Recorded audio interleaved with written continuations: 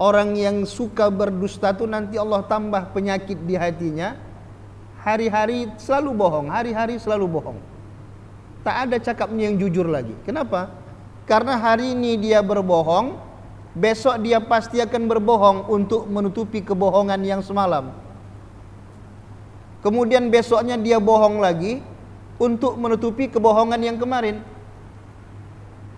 Makanya dalam sebuah hadis apa kata Nabi sallallahu alaihi wasallam, innal kadhiba yahdi ilal fujur wa innal fujura yahdi ilan nar. Sesungguhnya bohong itu membawa kepada kejahatan dan kejahatan itu membawa kepada neraka. Wa innar rajula la yakdzibu hatta yaktuba indallahi kadzaban. Sesungguhnya seseorang itu akan selalu dia berdusta, akan selalu dia berbohong, sehingga Allah tetapkan dia sebagai seorang pembohong. Dikarenakan apa itu? Dikarenakan akhlak hatinya, sehingga terzohirlah akhlak badannya. Itulah kondisi hati seseorang itu. Jadi kalau seseorang itu suka berbohong, suka berdusta, itulah kondisi batinnya.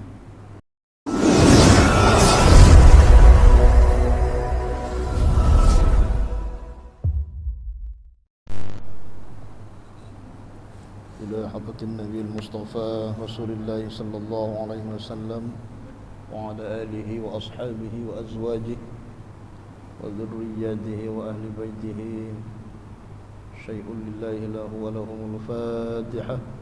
أعوذ بالله من الشيطان الرجيم. بسم الله الرحمن الرحيم.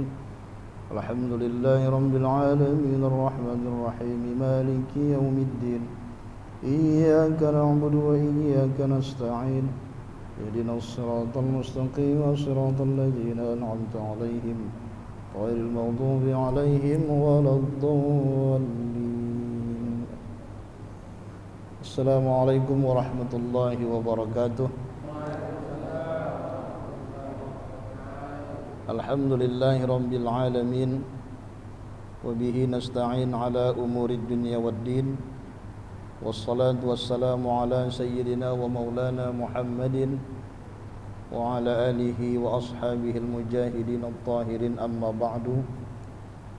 Kita bersyukur kepada Allah Subhanahu wa taala atas nikmat yang senantiasa Allah berikan kepada kita, wabil khusus nikmat iman, karena dengan iman inilah sampai pada malam hari ini kita masih istiqomah taat kepada Allah Subhanahu wa taala, istiqomah kita melaksanakan segala perintahnya. Mudah-mudahan Allah pelihara istiqomah ini sampai kita kembali kepada Allah Subhanahu wa taala. Salawat berangkaikan salam mari sama-sama kita hadiahkan kepada junjungan kita Nabi besar Muhammad Rasulullah sallallahu alaihi wasallam beserta keluarga dan sahabat-sahabatnya sekalian, dengan ucapan Allahumma salli ala sayyidina Muhammad wa ala ali sayyidina Muhammad. Mudah-mudahan kita semuanya yang hadir di sini khususnya, kemudian yang rajin berselawat kepada beliau, mentaati ajaran-ajaran beliau, mendapatkan syafaatnya di yaumil akhir kelak. Amin ya rabbal alamin. Yang saya hormati Imam Masjid Mutmainnah beserta pengurus, bapak-bapak, ibu-ibu, para jamaah salat Isya yang dirahmati Allah Subhanahu wa taala. Melanjutkan kajian kita pada malam hari ini, yaitu temanya hari ini adalah tentang akhlak zahir sebagai cerminan akhlak batin. Bapak Ibu yang dirahmati Allah Subhanahu wa taala, beberapa kajian yang lalu sudah kita sampaikan bahwa diri kita ini, manusia ini terbentuk atas dua unsur. Ada unsur yang zahir, ada unsur yang batin. Ada syariat, ada hakikat. Ini kedua-duanya tak boleh dipisah-pisahkan. Dan ada kalanya mereka ini bersatu, dan ada kalanya keduanya ini berpisah. Kapan dia bersatu? Ketika masih hidup manusia tersebut, maka bersatulah batinnya dengan zahirnya, bersatulah ruhnya dengan jasadnya. Nanti ada suatu ketika mereka berpisah. Berpisahlah ruh dari jasad, jasad kembali kepada tanah, sedangkan ruh kembali kepada Allah Subhanahu wa taala. Inna lillahi wa inna ilaihi raji'un. Maka Bapak Ibu yang dirahmati Allah Subhanahu wa taala, setiap perbuatan zahir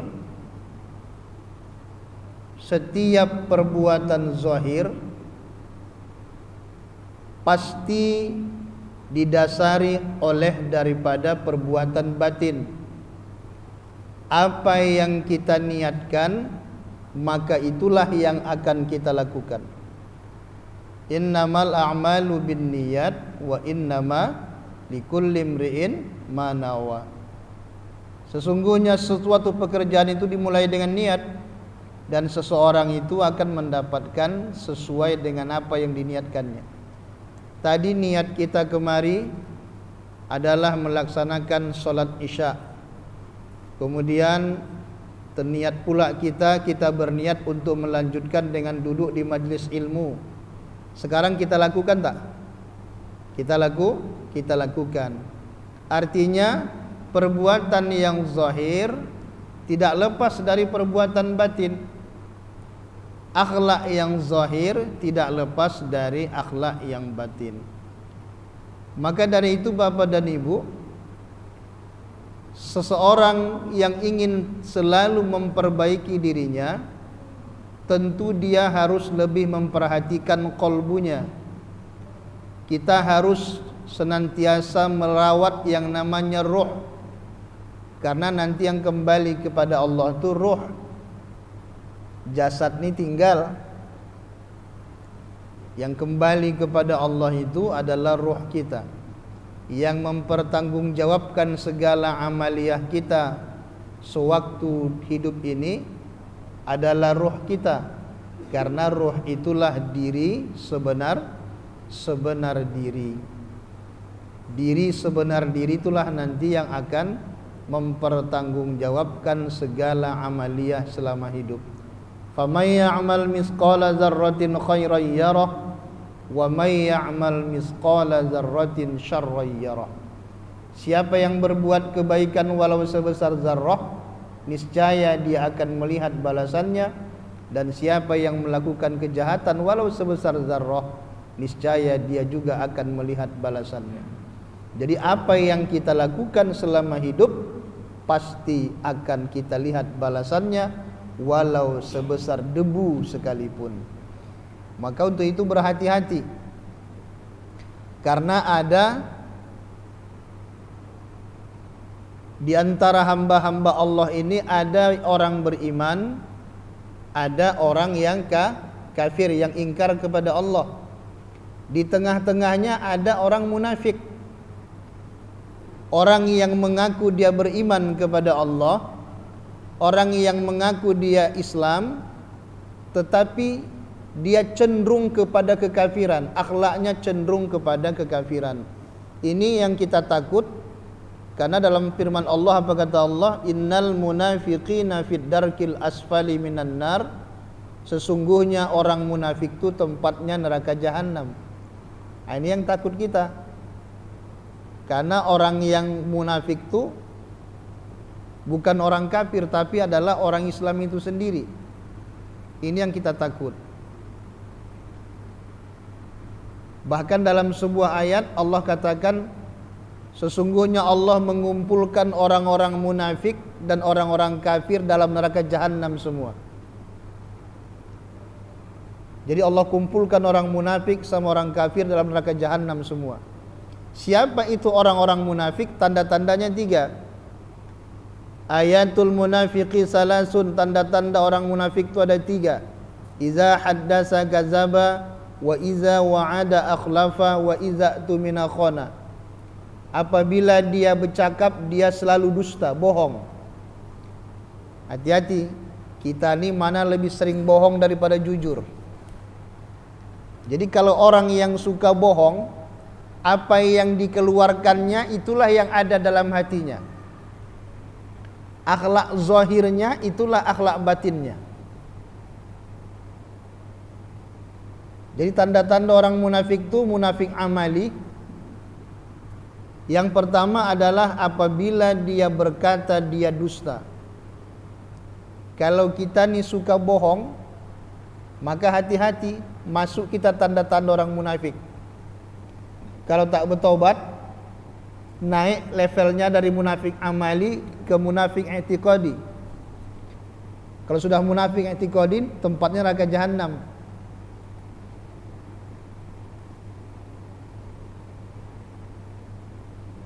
Dusta, lain di mulut, lain di hati. Apa kata Allah dalam Al-Quran surah Al-Baqarah? A'udzu billahi minasyaitonir rajim. Yukhadi'una Allah walladzina amanu wa ma yakhda'una illa anfusahum wa ma yash'urun. Mereka hendak menipu Allah dan orang-orang yang beriman, padahal mereka hanya menipu dirinya sendiri sedang mereka tidak sadar. Fi qulubihim maradun fazadahumullahu marada walahum azabun alimun bima kanu yakzibun. Dalam hati mereka ada penyakit, lalu ditambah Allah penyakitnya, dan bagi mereka siksa yang pedih disebabkan mereka berdusta. Tuh. Jadi orang yang suka berdusta tuh nanti Allah tambah penyakit di hatinya. Hari-hari selalu bohong, hari-hari selalu bohong. Tak ada cakapnya yang jujur lagi. Kenapa? Karena hari ini dia berbohong, besok dia pasti akan berbohong untuk menutupi kebohongan yang semalam. Kemudian besoknya dia bohong lagi untuk menutupi kebohongan yang kemarin. Makanya dalam sebuah hadis apa kata Nabi sallallahu alaihi wasallam, innal kadhiba yahdi ilal fujur wa innal fujura yahdi ilan nar. Sesungguhnya bohong itu membawa kepada kejahatan, dan kejahatan itu membawa kepada neraka. Wa innar rajula la yakdzibu hatta yaktuba indallahi kadzaban. Sesungguhnya seseorang itu akan selalu dia berdusta, akan selalu dia berbohong, sehingga Allah tetapkan dia sebagai seorang pembohong. Dikarenakan apa itu? Dikarenakan akhlak hatinya, sehingga terzohirlah akhlak badannya. Itulah kondisi hati seseorang itu. Jadi kalau seseorang itu suka berbohong, suka berdusta, itulah kondisi batinnya. Kemudian yang kedua, wa iza wa'ada akhlafa, bila berjanji ingkar janji, suka ingkar janji. Lain yang diucapkannya tak dipenuhinya. Hari ini berjanji tak dipenuhinya. Dijanjikannya ini tak dipenuhinya. Selalu ingkar janji. Kenapa dia suka ingkar janji? Karena itulah cerminan hatinya. Orang yang cerminan hatinya tidak munafik, yang di hatinya selalu ikhlas karena Allah, yang di hatinya Allah bimbing selalu hatinya, insya Allah akan keluarlah akhlak lahir, akhlak batiniahnya kepada akhlak zahirnya sesuai dengan apa yang ada di hatinya. Maka Bapak Ibu yang dirahmati Allah, perlu kita terus menggembleng kolbu kita, menggembleng hati ini agar agar jangan keluar sesuatu yang tidak baik dari mulut kita.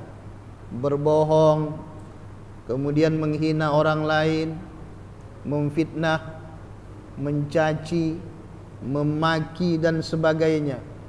Itu keluar disebabkan keadaan hati kita. Ini koreksi diri ya, jangan tengok orang lain. atau misalnya ada tontonan yang lain, jangan ke situ. Koreksi diri kita. Pernah tak suatu ketika kita mengeluarkan kata-kata kasar kepada anak kita, lalu kita panggil anak tadi dengan sebutan binatang? Pernah tak kira-kira? Kalau pernah, maka pada waktu itu, itulah cerminan hati kita, itulah akhlak kita. Makanya bagaimana membersihkannya itu? Harus kita bersihkan. Bagaimana? Tentu kita harus mengenal diri, supaya tahu diri. Kalau sudah tahu diri, maka kita koreksilah diri kita. Karena Bapak Ibu yang dirahmati Allah, takkan keluar kata-kata kotor itu dari mulut ini kalau tidak ada dalam hati kita nih yang namanya maksiat batin. Kata Imam Al-Ghazali ada 10 maksiat batin, Bu. Maksiat ruh ni ada 10. Mana dia? Yang pertama kata beliau tergolong maksiat batin itu adalah membanyakkan makan. Hati-hati, banyak makan pun maksiat batin. Kenapa? Nafsuan. Sudah enak nih tambah lagi, enak nih tambah lagi. Akhirnya 3 piring dia sendirian, banyak makan. Itu termasuk maksiat batin kata Imam Al-Ghazali. Kemudian yang kedua, banyak bercakap-cakap, banyak berbicara. Banyak berbicara sesuatu yang tidak bermanfaat. Duduk di warung kopi, kemudian cerita-cerita politik, kemudian cerita-cerita rumah tangga orang, kemudian cerita-cerita ini tidak bermanfaat. Banyak bicara. Itu merusak batin, Pak. Lebih baik kita banyak berzikir. Yang disuruh tuh banyak berzikir. Itu maksiat batin yang kedua. Jadi banyak bicara. Kemudian yang ketiga, ghadab, pemarah, egois. Egois kepala batu, kata orang kampung, kepala batu. Itu yang ketiga, ghadab, pemarah. Apa kata Rasulullah SAW? Pernah suatu ketika bertemu seorang laki-laki. Ausini ya Rasulullah, berwasiatlah kepadaku ya Rasulullah. Apa jawab Nabi? La taghdab, jangan marah. Bertemu lagi. Ausini ya Rasulullah, berwasiatlah kepadaku ya Rasulullah. La taghdab, jangan marah.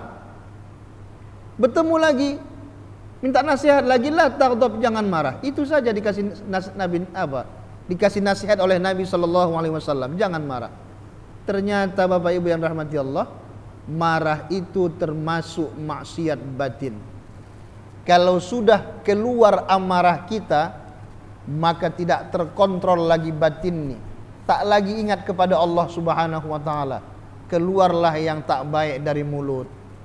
Keluarlah cacian, keluarlah hinaan dan sebagainya. Betul tak? Pernah tak marah? Pernah ya kan? Ustadz juga pernah marah? Pernah lah. Kiai pun pernah marah. Jadi jangan sampai marah kita tadi bisa menyebabkan batin ini rusak. Kemudian yang keempat, maksiat batin ya yang bisa merusak kolbu. Yang keempat adalah dengki, hasud. Hasad ini merusak hati, bahkan dia memakan daripada amal-amal baik kita. Fa innal hasada ya'kulun nar, ya'kulul hasanat kama ta'kulun narul hatab, kata Nabi SAW. Dengki itu memakan kebaikan-kebaikan kalian seperti api yang memakan kayu bakar. Jadi hangus, hilang amal-amal baik kita kalau di hati ini ada yang namanya hasud, dengki. Ini jadi keluarnya akhlak yang tak baik itu disebabkan ada Batiniah ni di batin kita ni akhlak yang tak baik. Salah satunya adalah dengki. Kalau kita tak suka melihat orang mendapatkan nikmat Allah, mendapatkan harta, mendapatkan jabatan, atau misalnya mendapatkan nikmat yang lain, lalu kita benci, maka di situ telah ada dalam diri kita, dalam hati kita yang namanya sifat dengki atau hasud. Kemudian yang kelima, hubbul mal, terlalu cinta dengan harta. Kalau sudah terlalu cinta dengan harta, maka timbullah yang namanya sifat bakhil. Apa itu bakhil? Pelit. Jadi kalau ada orang malas sedekah, sudah banyak duitnya, sudah bisa dia seharusnya mengeluarkan zakat harta, atau mampu dia untuk berinfak sedekah sunnah, tapi tak mau dia, itulah cerminan hatinya. Dia terlalu cinta dengan hartanya sehingga menimbulkan yang namanya sikap bakhil. Takut dia, kalau ku keluarkan nanti ini, ku sedekahkan nanti ini, habislah duitku, kuranglah. Uangnya 10 juta, 2,5% dari 10 juta berapa itu? Berapa? 25.000, 250.000 ya. Nah, kalau ku keluarkan 250.000, sayanglah uangnya nih. Takut dia keluar itu berarti dia hubbul mal, terlalu cinta dengan hartanya sehingga menimbulkan namanya penyakit bakhil. Itulah yang ada dalam batinnya, maka terkeluarlah akhlak pelit itu pada zahirnya sehingga dia malas sedekah. Koreksi diri kita, Pak. Jadi kalau maaf ini, kalau kita malas sedekah lewat tabung Jumat, ada infak untuk masjid, kita tak mau sedekah, nih koreksi diri. Berarti di batin kita nih ada penyakit yang namanya hubbul mal. Kemudian sudah berapa dah? Udah 6 ya Bu ya. Kemudian yang ketujuh, hubbud dunia, cinta akan dunia. Bagaimana cinta dunia ni? Orang kalau sudah cinta dunia lawannya apa? Lawannya apa? Wa karahiyatul maut, benci kepada mati. Malas dia mati, takut dia mati. Itulah orang kalau sudah terlalu cinta dengan dunia. Pernah suatu ketika Nabi SAW bilang pada sahabat, sampai-sampai kalian diperebutkan oleh orang-orang kafir seperti sebuah hidangan di atas meja. Berebut orang-orang kafir. Ya Rasulullah, apakah pada waktu itu kami sedikit? Tidak, kalian banyak pada waktu itu. Tapi kalian, kata Nabi SAW, seperti buih di lautan, setumpuk di sana, setumpuk di sana, setumpuk di sana. Datang ombak, hilang buih tadi. Allah cabut rasa takut dari hati orang kafir, lalu Allah munculkan pada hati kalian yang namanya penyakit al-wahan. Apa itu al-wahan ya Rasulullah? Kata sahabat, al-wahan itu hubbud dunya wa karahiyatul maut, terlalu cinta dengan dunia dan tak suka dengan kematian, benci dengan kematian. Kenapa sekarang Israel itu sangat berani dengan Timur Tengah? Kenapa sangat berani mereka Israel itu? Ya inilah kenyataannya sekarang. Siapa yang berani menghadapi Israel sekarang nih? Kalau bukan hanya Palestina saja. Negara yang tidak punya senjata canggih tapi semangat yang luar biasa. Yang lain?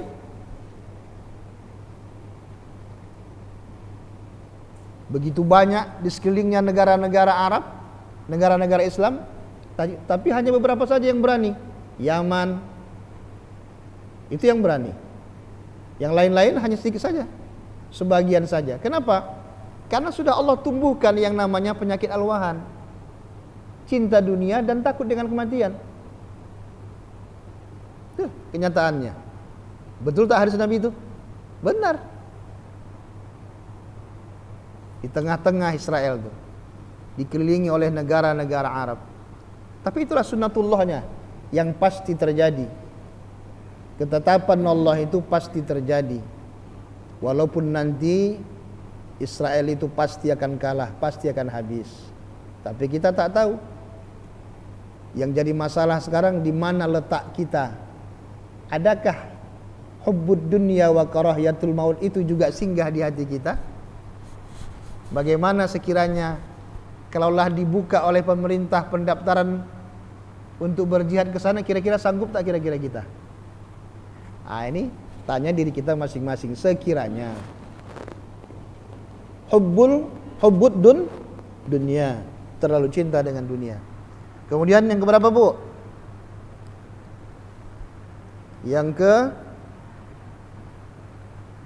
ke-8. Yang ke-8 takabbur. Apa takabbur? Sombong.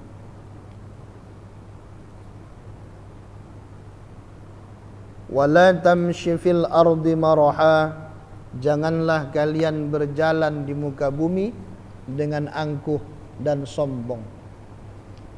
Siapa orang yang sombong itu? Bertanya sahabat. La yadkhulul jannah, kata Nabi, tidak masuk surga seseorang. La yadkhulul jannata man kana fi qalbihi misqalu dzarratin min kibrin. Tidak masuk surga seseorang yang apabila ada dalam hatinya sifat sombong walau sebesar debu saja. Tak masuk surga. Bertanya sahabat, apakah orang yang pakai baju baru, sepatu baru itu sombong ya Rasulullah? Tidak, kata Nabi. Orang yang sombong itu bukan yang pakai baju baru, bukan. Bukan yang pakai sepatu baru, pakai gamis baru, bukan. Jadi siapa yang sombong itu? Al-kibru batorul haqq. Sombong itu adalah orang yang menolak kebenaran. Disampaikan kepadanya ayat-ayat Allah, enggak terima dia. Disampaikan kebenaran oleh ulama kepadanya, enggak terima dia, karena bukan gurunya. Harus gurunya baru terimanya. Kalau guru orang lain enggak mau dia. Kemudian wa ghamtun nas, merendahkan orang lain, meremehkan orang. Dasar kamu bodoh. Ini meremehkan orang lain, hati-hati. Sombong, takabbur. Orang yang sombong ini kenapa bisa keluar itu? Karena di hatinya ada kesombongan, maka muncullah akhlak yang zahir juga sombong. Itu pasti, tak mungkin tidak. Jadi kalau misalnya suatu ketika kita menyombongkan diri, koreksi diri, maka pada waktu itu dalam diri ini juga ada kesombongan. Kita pakai gamis, misalnya gamis ibu harganya 2 juta, gamis temannya 200 ribu, lalu kita pandang rendah itu, kita remehkan, maka itu merupakan akhlak yang batin keluar dia, terzohir dia. Ya kan? Tidak bisa tidak. Makanya hati-hati. Tuh, jangan sombong ya. Orang yang sombong mati juga. Kalau tak mati tak apa-apalah. Mati juga. Kemudian yang ke-9.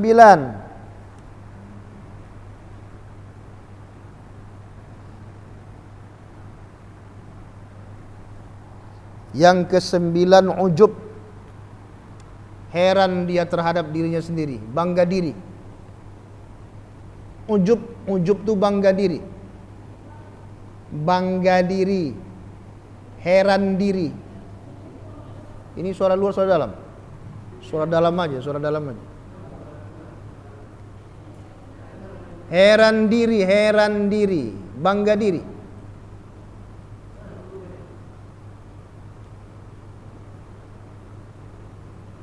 Suara dalam.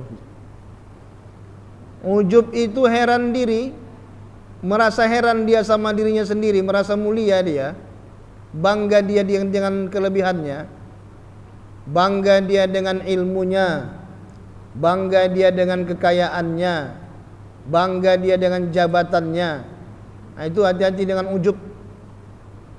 Ujub inilah yang menyesatkan yang seseorang itu dulu, seorang makhluk yang dulunya soleh, akhirnya dia tersesat oleh dirinya sendiri karena dia merasa mulia dari orang lain. Siapa dia? Iblis. Dia merasa mulia dari Nabi Adam. Dia merasa lebih hebat dari Nabi Adam. Itulah ujub. Jadi kalau kita ni merasa hebat dari orang lain, merasa lebih pintar dari orang lain, maka ujublah itu. Kenapa bisa datang ujub itu? Terzohir dia dikarenakan di batinnya juga sudah bersarang ujub itu. Kemudian yang terakhir adalah riya. Suka pamer. Ibadah dipamerkan. Suka memamer-mamerkan sedekahnya. Bukan tak boleh bersedekah dengan terang-terangan, boleh. Bersedekah dengan sembunyi-sembunyi lebih bagus. Terang-terangan juga bagus. Tapi jangan sampai niatnya pamer. Niatnya untuk mendidik orang lain supaya rajin sedekah, boleh. Tapi kalau niatnya pamer, hati-hati, bahaya. Mana contoh misalnya niat yang pamer? Alhamdulillah bulan ini enggak tinggal-tinggal sholat tahajudku 1 bulan penuh aku tahajud. Itu pamer tuh. Untuk apa dibilang-bilang tahajudnya malam kan? Kan tengah malam kita yang bangun sendiri. Kok dibilangin sama teman-teman? Tuh, kalau niatnya pamer itu bahaya. Maka rusak batin, maka terzohirlah yang ada di batin tadi. Maka Bapak Ibu yang dirahmati Allah Subhanahu wa taala, perbaiki ini, kita perbaiki batin kita masing-masing. Jangan sampai kolbu kita ini dirusak oleh hawa nafsu kita sendiri, sehingga terzohirlah akhlak-akhlak yang tidak baik.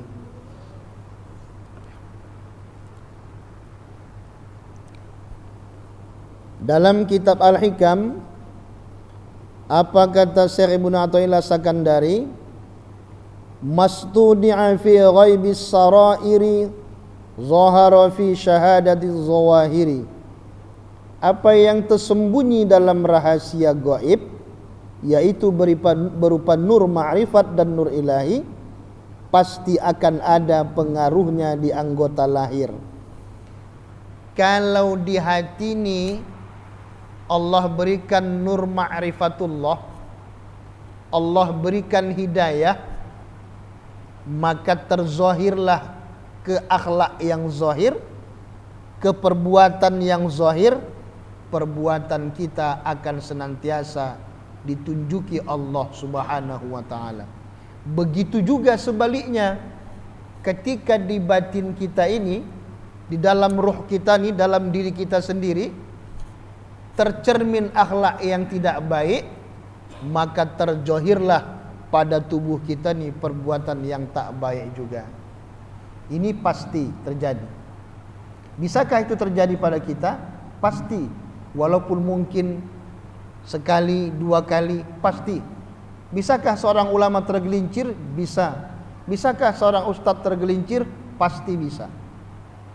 Tapi yang penting di sini adalah bagi Allah Subhanahu wa taala, orang yang menyadari kesalahannya lalu memperbaiki dirinya dan dia minta ampun kepada Allah Subhanahu wa taala. Itu yang Allah senangi. Jadi yang Allah tak suka itu sudah dia buat salah tapi dia tak mengaku salah. Sudah dia buat keliru tapi dia bangga dengan kekeliruannya. Itu yang tak suka Allah. Karena itu sombong namanya. orang yang sudah keliru tapi dia bangga dengan kekeliruannya, maka itu orang yang sombong namanya. Sedangkan sombong tadi termasuk daripada maksiat batin.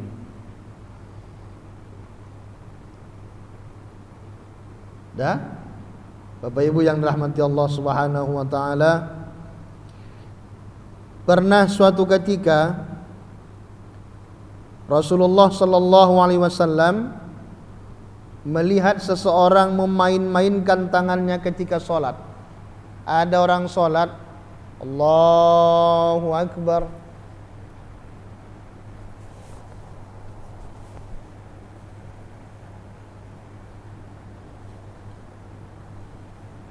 ada tak yang begitu? Kalau ada yang begitu, di zaman Rasulullah ada. Jadi Rasulullah melihat seseorang yang sholat, dia memain-mainkan tangannya. Jadi kata Rasulullah SAW, andaikan khusyuk hati orang itu, dia tak akan mau begitu. Jadi kalau orang yang sholat, dia suka memain-mainkan tangannya, entah kemana-mana, sebentar gatal inilah, sebentar gatal inilah, sebentar tengok sanalah, sebentar tengok sanalah. Itulah keadaan hatinya. Berarti tidak khusyuk hatinya, kata Nabi SAW. Nah, koreksi diri kita, jangan tengok orang lain dulu. Mungkin kalau nampak orang lain, kita kira-kira pernah tak begitu? Allahu Akbar, memain-mainkan tangannya. Tengok sana.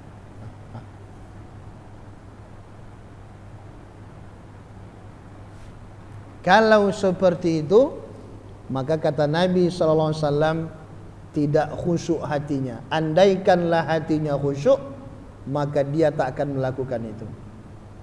Berarti apa ini? Berarti kembali kepada kaji kita tadi. Akhlak yang zahir terlahir daripada akhlak yang batin. Takkan terzahir perbuatan yang itu tadi dalam solat kecuali hatinya khusyuk kepada Allah Subhanahu wa taala.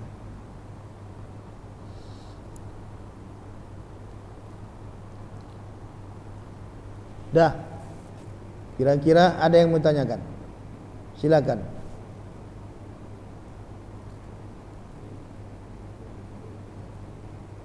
Halo Pak, nampaknya mengantuk ya, Man? Baru jam 8:30.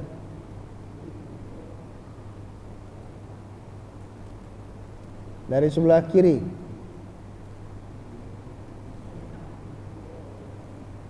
Ada Pak? Tengah-tengah. Ibu-ibu.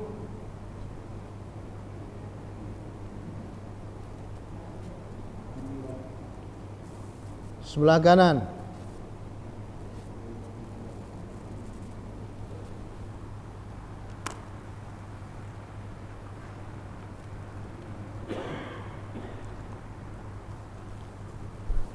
Kalau ngaji bosan ya.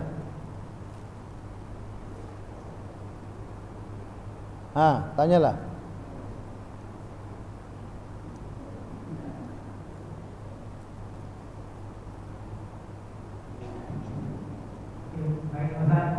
Boleh. Assalamualaikum warahmatullahi wabarakatuh.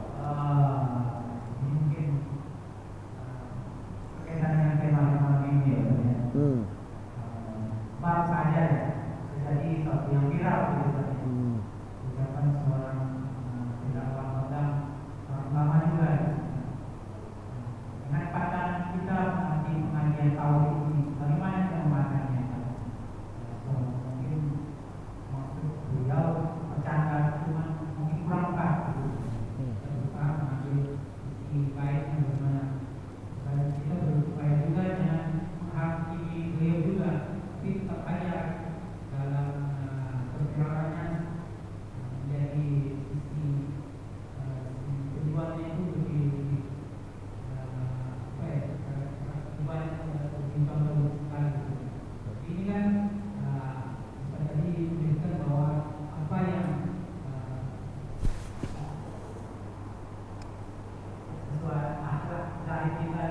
langsung tergambar begitu Ustaz. Kalau ada jelas Assalamualaikum warahmatullahi wabarakatuh. Ya, itu seperti kaji kita tadi, apa yang terzahir itulah cerminan batin, walaupun sesaat. Jadi kita ini pun juga begitu, kan saya bilang tadi, kalau yang terjadi yang di media itu pasti juga pernah terjadi pada diri kita. Jadi ya biasalah, karena public figure langsung buar semua kan, apalagi di media kan, pasti itu. Tapi apa hikmah yang terkandung di situ? Allah ingin menunjukkan kepada manusia bahwa ketika Allah ingin menaikkan derajat seseorang, siapapun tak akan mampu menahannya. Begitu juga sebaliknya, ketika Allah ingin menurunkan derajat seseorang, maka siapapun tak mampu juga menahannya. Lalu apa hikmah yang kita ambil? Bahwa sesungguhnya berhati-hatilah dengan makarnya Allah Subhanahu wa taala. Karena Allah yang menguasai hati ini, Bapak Ibu. Allah yang menguasai hati ini. Jadi kalau di hati ini terkadang terselip bangga diri, yang 10 tadilah, yang 10 maksiat batin tadi. Ada terselip sombong, ada terselip misalnya ujub, apalagi yang lain-lain sebagainya. Ya bisa jadi terjadi pada diri kita, bukan harus seseorang yang lain. Bisa terjadi pada diri kita. Kan dibilang tadi kan, jangan lihat orang lain dulu, lihat kita dulu. Pernah tak kita misalnya memaki anak kita? Bagaimana pula itu? Ayo. Anak kita keluar cakap kita yang tak baik, dasar kau anak gimana? Kalau kita bilang anak itu anak anjing, berarti kita nih bapaknya berarti. Jadi apa lagi? Apatah lagi orang lain. Bisa terjadi. Kenapa keluar kata-kata kita pada waktu itu? Itulah cerminan hati pada waktu itu. Disusupi oleh iblis dia, keluarkan katanya. Keluarlah yang tak baik itu. Tapi kalau hati ini senantiasa kita jaga, insya Allah. Tapi sebaik-baiknya manusia itu pasti tergelincir, pernah tergelincir. Tapi yang paling baik itu adalah ketika dia tergelincir, dia menyadari kesalahannya, minta maaf dia, minta ampun. Yang paling penting minta ampun dia kepada Allah. Kemudian dia minta maaf kepada orang yang disinggungnya, yang disakitinya, maka semoga Allah ampuni dia. Semoga Allah ampuni dia. Begitu saja.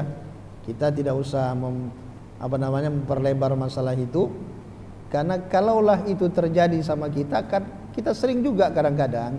Cuman karena kita nih maaf-maafnya nih memandang orang lain, itu kan begini, tokoh ulama begini kan begitu.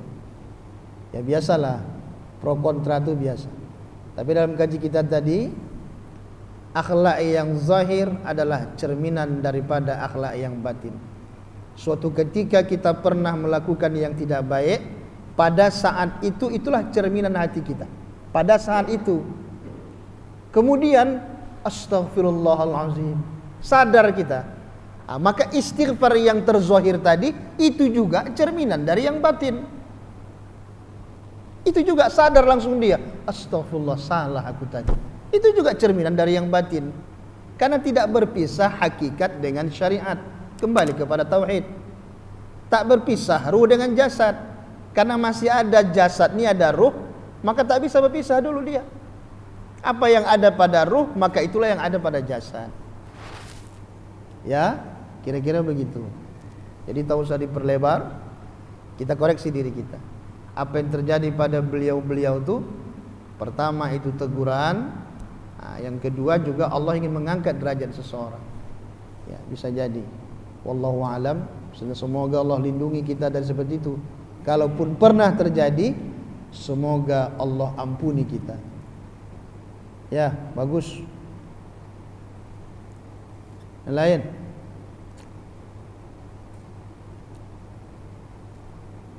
Ibu-ibu?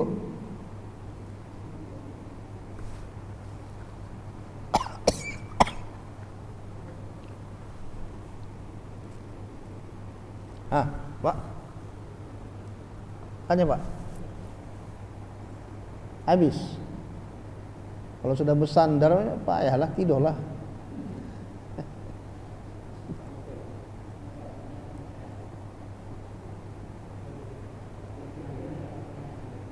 Tak ada. Baiklah Bapak Ibu yang dirahmati Allah Subhanahu wa taala. Jadi bagaimana cara mengobatinya ini? Bagaimana cara mengobati 10 maksiat batin tadi? Kata Imam Al-Ghazali juga ada 10 taat yang batin. Ada 10 maksiat batin, juga ada 10 taat batin. Untuk mengatasi yang 10 ini, 10 juga mengatasinya. Apa itu yang pertama? Yang pertama taubat. Taubat. Astaghfirullahal azim allazi la ilaha illa huwal hayyul qayyum wa atubu ilaih. Istighfar, taubat kepada Allah Subhanahu wa taala. Taubat. Jangan lagi buat lagi, ya Allah, astagfirullah. Besok kena lagi, astagfirullah. Istighfar lagi, taubat lagi kepada Allah. Allah tidak bosan mengampuni dosa-dosa kita. Jangan takut. Ya Bu ya, sebesar apapun dosa kita, sebanyak apapun dosa kita, selama kita tidak menyekutukan Allah dengan sesuatu, pasti Allah ampuni dosa-dosa kita. Insyaallah. Tak usah khawatir. Kemudian yang kedua,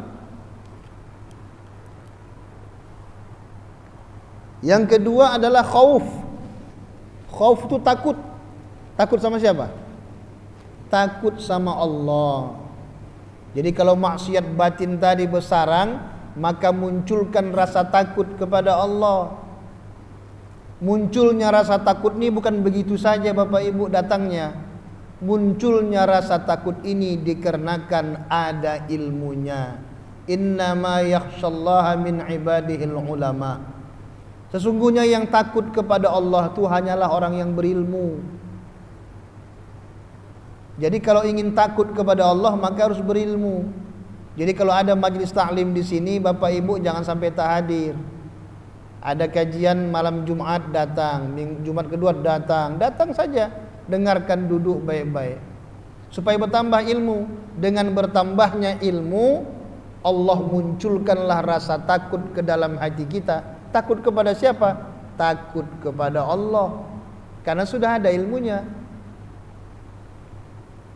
Jadi kalau ada orang yang suka meninggalkan sholat, masuk puasa Ramadan dia tak puasa, padahal dia muslim, dia sehat, tak mau dia sholat, itu karena dia tak berilmu. Kalau dia berilmu, takkan mau dia itu, takut dia kepada Allah, pasti dikerjakannya perintah Allah. Nah, karena tak berilmu dia. Kemudian yang kedua takut khauf. Kemudian yang ketiga zuhud. Ini zuhud bukan zahad ya, beda zuhud, beda zahad. Orang yang zuhud tuh orang yang bukan dia benci sama dunia nih, bukan, tapi dia tidak rakus sama dunia. Jadi kalau misalnya dia punya harta, dia tidak tomak, tidak bakhil dia. Zuhud tuh penampilannya sederhana, jadi tidak rakus sama dunia, tidak cinta dia sama dunia nih, itu orang zuhud. Tapi bukan orang zuhud tuh pakaiannya compang-camping ke sana kemari, bukan begitu. Nanti pikir orang gila nanti. Nah, jadi zuhud yang ketiga. Kemudian yang keempat sabar. Sabar. Ini taat batin, sabar ini bisa mengikis daripada maksiat batin. Kalau ada takabur, ada pemarah, ada bakhil, kemudian ada dengki, maka bisa dikikis oleh sabar. Sabar dalam menghadapi godaan nafsu ini, sabar dalam taat kepada Allah, sabar dalam menghadapi takdir Allah, menerima takdir Allah. Sabar. Makanya kata Allah dalam Al-Quran, innama yuwaffas sabiruna ajrahum bighairi hisab. Sesungguhnya pahala sabar itu tanpa batas, tak ada batasannya. Luar biasa Pak pahala sabarnya. Nah, makanya kalau dibilang awas ya, ini sabarku ini ada batasnya katanya. Nah, sabarnya yang ada batas, pahalanya tak ada batas. Kemudian yang kelima syukur. Syukur ini taat yang batin. Selalu bersyukur terhadap nikmat Allah. La in syakartum la azidannakum wa la in kafartum inna azabi lasyadid. Jika kamu bersyukur ku tambah nikmatku, jika kamu kufur sesungguhnya azabku sangat pedih. Kemudian yang keenam ikhlas. Ikhlas hanya karena Allah, tidak dikarenakan suatu karena. Kemudian yang ketujuh tawakal. Salah satu tanda-tanda orang yang sebenar-benar beriman kepada Allah adalah tawakal. Wa ala rabbihim yatawakkalun. Dalam surah Al-Anfal, innamal mu'minuna allazina idza dzukirallahu wajilat qulubuhum wa idza tuliyat alaihim zadatuhum imana wa ala rabbihim yatawakkalun. Salah satu nomor 3 adalah orang yang bertawakal kepada Allah. Ini taat batin. Kemudian yang ke-8 mahabbatullah. Mencintai Allah. Bagaimana mencintai Allah ni? Yaitu kasih sayang dia daripada segala makhluk Allah. Ini tanda-tanda orang mahabbatullah itu, dia sayang kepada semua makhluk Allah. Apakah Islam, apakah kafir, apakah orang tua, apakah anak-anak, apakah hewan, apakah tumbuhan. Itu tanda-tanda orang mahabbatullah, mencintai Allah subhanahu wa ta'ala. Karena tak ada yang di alam ni melainkan semuanya ciptaan Allah. Emangnya Tuhan orang kafir tu bukan Allah? Ya Pak? Tuhan orang kafir tu siapa? Bukan Allah ya? Allah lah. Kalau tak Allah berarti musyrik orang bapak, mengakui ada Tuhan lain selain Allah. Ya Bu, musyrik orang ibu kalau bukan Allah Tuhan mereka. Tuhan mereka Allah juga, cuman itu tadi, mereka bentukkan Allah tu bentuk johir, dibuat patungnya, diakui mereka ada Tuhan yang menjelma menjadi manusia. Itulah yang membuat kafirnya mereka. Mengakui ada anak Tuhan, itulah membuat kafirnya mereka. Padahal pada hakikatnya semua makhluk di alam ini la ilaha illallah, tak ada yang lain. Itu aja ya. Jadi mereka syariatnya yang membuat mereka kafir. Kemudian yang ke-9 ridho. Ridho terhadap apa yang diberikan Allah kepadanya. Ridho terhadap takdir yang baik maupun takdir yang buruk yang datangnya dari Allah. Dan yang ke-10 yang terakhir adalah zikrul maut, yaitu mengingat mati. Jadi 10 taat batin ini, inilah alat untuk mengobati 10 maksiat batin. Dicatat Bu, dihafal itu, dilaksanakan, diamalkan. Kalau maksiat batin tadi, pertama banyak makan, kurang-kurangi makan. Jangan sebentar-sebentar makan, sebentar makan. Hati-hati. Yang kedua banyak bicara. Yang ketiga pemarah, ghadab. Yang keempat apa Bu? Dengki. Yang kelima bakhil, hubbul mal. Yang keenam saya lupa ya. Hubbud dunia. Bukan. Ada yang keenam tu hubbul jah. Hubbul jah tu gila hormat, bermegah-megahan. Gila kebesaran, gila hormat. Ketua, itu tua. Kalau tak dipanggil ketua tak senang dia. Itu hubbul jah. Apa? Manggil ketua gitu. Suka dipanggil dia ketua begitu dia. Senang dipanggil gitu. Itu hubbul jah itu. Gila dibesar-besarkan. Tuan, ayo. Itu. Ya. Kalau suka dia gitu hubbul jah itu. Itu maksiat batin. Hah?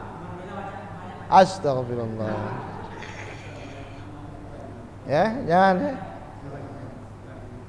Pak RT, jangan. Pak RT-nya jangan kembang hidung, biasa aja. Alhamdulillah, biasa aja, jangan oi. Bahaya. Hubbul jah. Kemudian hubbud dunia. Kemudian takabbur. Kemudian apa lagi? Ujub. Terakhir riya. 10 pula taat batin, taubat, khauf, takut kepada Allah, zuhud. Lagi apa Bu? Habis zuhud, sabar. Yang kelima, syukur. Yang keenam, ikhlas. Yang ketujuh, tawakal. Yang kedelapan, mahabbatullah. Yang kesembilan, ridha. Yang ke-10, zikrul maut, banyak mengingat mati. Inilah kira-kira ibu-ibu yang rahmati Allah, bapak-bapak sekalian. Tak ada lagi pertanyaan ini, kita padakan, kita simpulkan. Maka ketahuilah, akhlak yang zahir, yang terzahir kita perbuat. Maksud terzahir itu nampak, nyata kita buat, itulah cerminan akhlak yang di dalam. Kalau misalnya maaf suka dia berzina, itulah memang kesenangan dia. Tak ada istilahnya itu, kenapa kau berzina? Oh aku khilaf tadi, aku lupa, aku tak ada itu. Aku mengigau tadi, tak ada itu. Ya, itulah memang mau dia. Kenapa kau itu? Kenapa kau intip orang mandi? Tak, aku tak ngintip. Aku tadi menengok ada bayangan hantu. Tak ada itu. Memang sengaja dia mengintip orang mandi. Jadi itulah cerminan yang di dalam. Maka berhati-hatilah, perbaikilah yang di dalam nih Bapak Ibu. Zikirkan qalbuni, zikirkan ruhni. Mana zikir ruh tu? Ini baru kita kasih. Mana zikir ruh tu? Zikirkanlah di dalam qalbuni. Zikirnya apa zikirnya? Hu.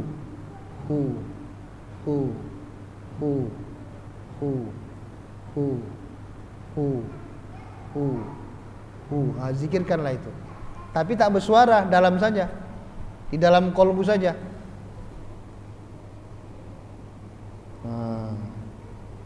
Karena dia zikir rahasia, zikir roh. Jadi roh saja yang ngomong di dalam, tak usah ikut bibir. Supaya terbiasa, pancing dulu dengan zikir la ilaha illallah. Afdhalul zikri fa'lam annahu la ilaha illallah. La ilaha illallah. La ilaha illallah. La ilaha illallah.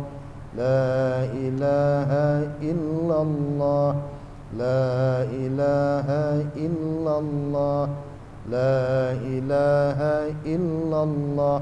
Ketika sudah asyik, maka turunkan Allah, Allah, Allah, Allah, Allah, Allah, Allah. Terus. Ketika semakin asyik, maka tutup mulut, pejamkan mata. Hu.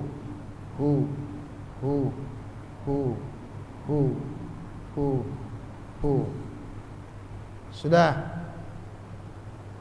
Paham tak? Paham tak Pak? Udah, amalkan ya. InsyaAllah nanti lambat laun hati ini akan Allah pelihara. Ketika mata ni, ketika bibir ni akan mengucapkan kata-kata kotor, langsung Allah tunjuki,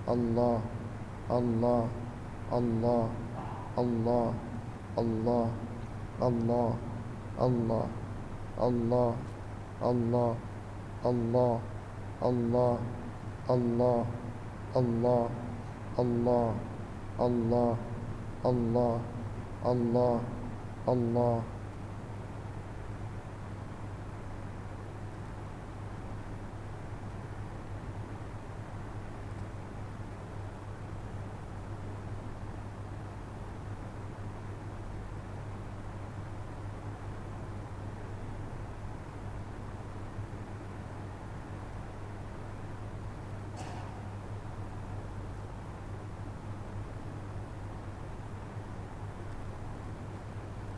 لا إله إلا الله محمد رسول الله صلى الله عليه وسلم كلمة حق عليها نحيا وعليها نموت وبها نبعث إن شاء الله تعالى من الآمنين.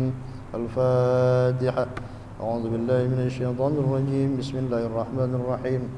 الحمد لله رب العالمين الرحمن الرحيم مالك يوم الدين إياك نعبد وإياك نستعين اهدنا الصراط المستقيم صراط الذين أنعمت عليهم غير المغضوب عليهم ولا الضالين آمين. بسم الله الرحمن الرحيم. الحمد لله رب العالمين والصلاة والسلام على أشرف الأنبياء والمرسلين سيدنا ومولانا محمد وعلى آله وصحبه أجمعين. اللهم يا ربنا تقبل منا دعاءنا إنك أنت السميع العليم وتب علينا يا مولانا إنك أنت التواب الرحيم. اللهم ya Allah ya Rabb, sinarilah hati kami ya Allah dengan nur hidayahmu. Bimbinglah kalbu kami ya Allah ke jalan yang engkau ridhai. Bimbinglah kalbu kami ya Rahman ke jalan yang engkau rahmati. Nawangi ya Allah hati kami ya Allah dengan hidayahmu. Nawangi hati kami dengan rahmatmu ya Karim ya Rabbal Alamin. Allahumma ya Rahman, ampunkan salah dan khilaf kami ya Allah. Ampunkan ya Allah kesombongan kami. Ampunkan ya Allah sikap bakhil kami ya Allah. Ampunkan ya Allah, bimbing kami ya Rahman. Bimbing kami ya Allah. Lindungi kami ya Allah dari godaan syaitan yang terkutuk ya Allah. Allahumma ya Allah ya Rabb, tambahkanlah ilmu kami ya Allah. Jadikanlah kami di antara hamba-Mu yang suka bertaubat lagi suka mensucikan diri. Ya Allah ya Rabb, ampunilah dosa kedua orang tua kami ya Allah, yang masih hidup berkahi sisa umur mereka, yang sudah meninggal lapangkan kubur mereka, jadikan kubur mereka taman-taman surga. Jadikan ya Allah keluarga kami keluarga yang sakinah, mawaddah, warahmah. Jadikan anak-anak kami anak yang saleh dan salihah. Luaskan rezeki kami zahir dan batin ya Allah ya Rabb ya Arhamar Rahimin. Rabbana zalamna anfusana wa illam taghfir lana wa tarhamna lanakunanna minal khasirin. Rabbana atina fid dunya hasanah wa fil akhirati hasanatan wa qina azaban nar. Wa sallallahu ala Muhammadin wa ala alihi wa sahbihi ajma'in. Subhana rabbika rabbil izzati amma yasifun wa salamun alal mursalin walhamdulillahi rabbil alamin. Taqabbalallahu minkum. Subhanakallahumma bihamdika asyhadu an la ilaha illa anta astaghfiruka wa atubu ilaik. Wassalamualaikum warahmatullahi wabarakatuh.